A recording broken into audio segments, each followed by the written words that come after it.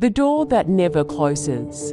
The strange home. At dusk, just after a rainstorm, a woman drags her suitcase into an old apartment building. The faded paint, echoing halls, and dim lights all hint at its long and mysterious past.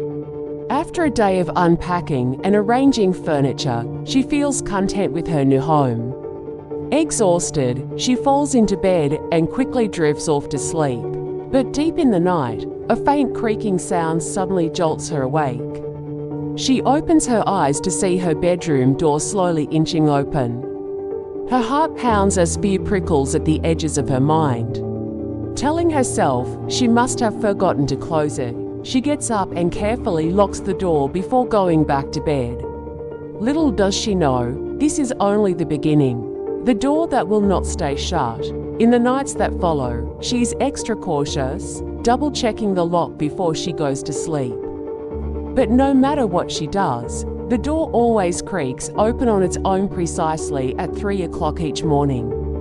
The moment it opens, a chill seems to fill the air, as though some invisible force has invaded her room. Night after night, she tries every method she can think of locking, blocking, even barricading the door with heavy objects, but nothing so. Then she starts hearing whispers, low, soft murmurs, faint yet clear, calling her name over and over. The voice has a haunting, almost longing quality, as though it is waiting for her to respond. Each time she tries to approach, the whispers vanish, retreating into the shadows, waiting for the next moment of silence. Fear gnaws at her mind, wearing down her nerves until she feels close to breaking. Finally, she makes a decision. She will not run anymore. She will face whatever lies on the other side of that door. The path beyond the door. At 3 a.m. on yet another sleepless night, the woman sits on the edge of her bed, eyes wide, waiting for the door to open. Right on time, the clock chimes and the door slowly swings open. Shadows spill through the crack as she steps out of bed and walks towards it, her heart thudding in her chest. This time, what lies beyond is no longer her familiar hallway, but a dark, narrow corridor. At the far end is another door, an ancient one, with symbols she does not recognize, softly glowing in the dim light. Swallowing her fear, she steps into the corridor and walks toward the mysterious door. Her footsteps echo softly in the silence, and a strange feeling stirs in her heart. Somehow, it feels familiar. It's as if she's been here before, waiting for someone or something to open that door. She reaches out, her hand trembling as she touches the cold doorknob.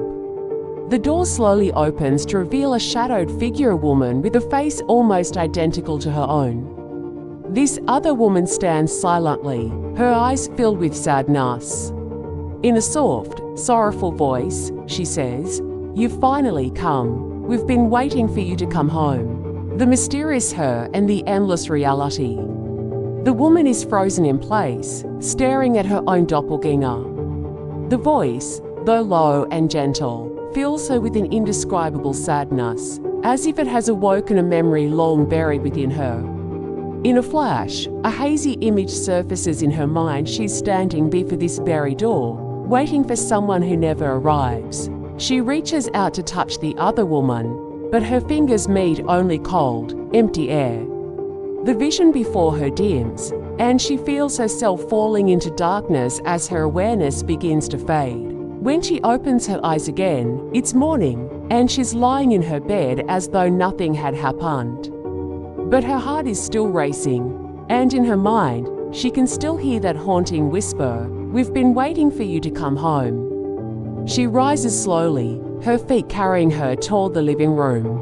And there, she stops in horror. The door leading to the hallway is still open, and on the other side, an empty, dimly lit path stretches into the shadows, waiting for her once more. She stands in stunned silence, uncertain whether she is trapped in reality or some inescapable loop in time.